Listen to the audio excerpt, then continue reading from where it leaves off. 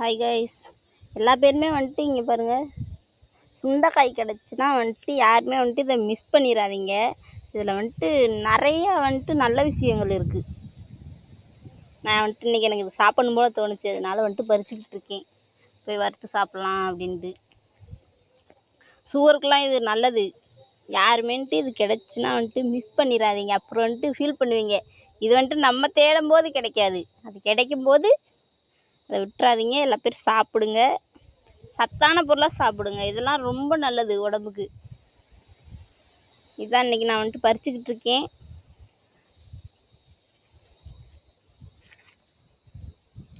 இன்றைக்கி வந்துட்டு சாயந்தரம் வந்துட்டு இதுதான் வந்துட்டு கடிச்சிக்கைக்கு வறுத்து சாப்பிட்லாம் அப்படின்ட்டு பறிச்சுக்கிட்டு இருக்கேன். யார் யார் இதை சாப்பிட்ருக்கீங்கன்னு சொல்லுங்கள்.